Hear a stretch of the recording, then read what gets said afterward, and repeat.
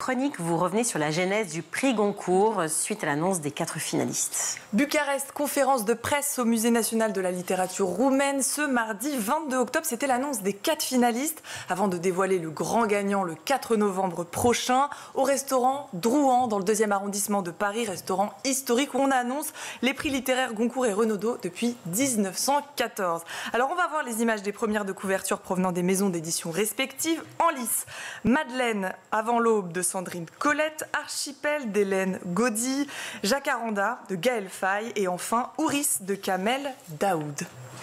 Alors oui, pardon, je suis quand même absorbée par ces couves parce que j'en ai lu 2 d'entre eux. Je ne peux pas dire qui, mais je trouve ça formidable. Quelle est l'histoire du Goncourt, s'il vous plaît, Louisa? Mais je vais vous le dire, Virginie. Alors, quand on pense au Goncourt, on pense littérature, haute société, bourgeoisie, mais remontons à la création du plus prestigieux des prix littéraires français.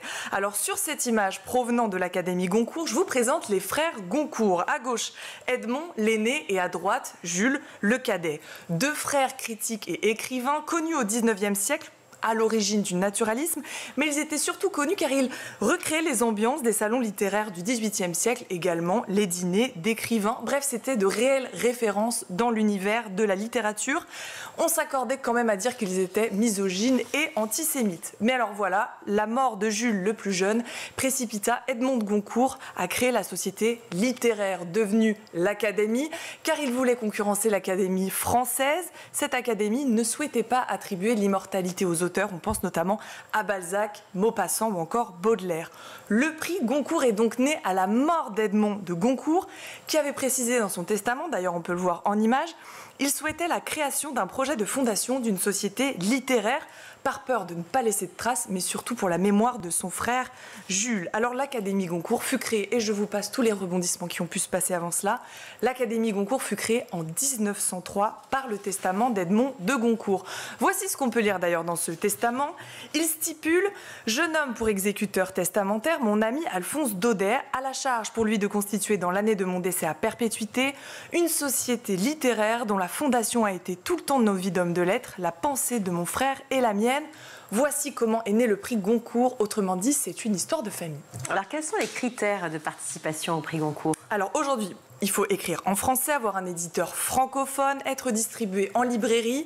L'éditeur doit envoyer un exemplaire à chaque membre du jury à la rentrée de septembre et le roman doit apparaître dans les librairies, sur les étagères, dès la première semaine de septembre. S'en suivent les sélections. 15, 8, puis 4 finalistes avant l'annonce du gagnant par le secrétaire général de l'Académie Goncourt. On voit sur cette image provenant du compte X de l'Académie Goncourt la dernière délibération qui a donc eu lieu mardi. Comme souhaité par Edmond de Goncourt, le jury bénévole est composé de 10 hommes de lettres. Alors il parlait d'hommes de lettres, mais aujourd'hui il y a des femmes au sein du jury. Effectivement, c'était ma remarque. On le précise tout de suite. Pour les votes, c'est un scrutin oral durant les 10 premiers tours. On parle de majorité absolue. Ensuite, relative entre le 11e et le 13e tour. Et alors, si jamais il y avait égalité, eh bien la voix du président compterait double. Alors, qu'est-ce que gagne finalement le grand gagnant du prix Goncourt? Eh bien, symboliquement, un chèque de 10 €. Mais le site de l'Académie précise, je cite, que le Goncourt fait vendre. Les tirages du roman sont immédiatement très importants et les traductions à l'étranger assurées. Et puis honneur et prestige, évidemment, quand même. Il existe d'autres prix Goncourt? Totalement, pléthore même. Prix Goncourt, je vais vous les citer. Prix Goncourt lycéen, de la nouvelle, du premier roman, de la biographie Edmond de Charleroux, des détenus ou encore de la poésie Robert Sabatier. En 2023, le Goncourt fut attribué à Jean-Baptiste Andréa pour son roman Veiller sur elle.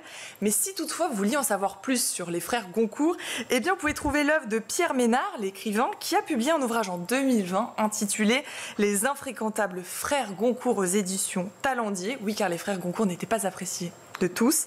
Puisque vous en avez dit juste avant, effectivement, on peut comprendre. On peut comprendre. Ouais.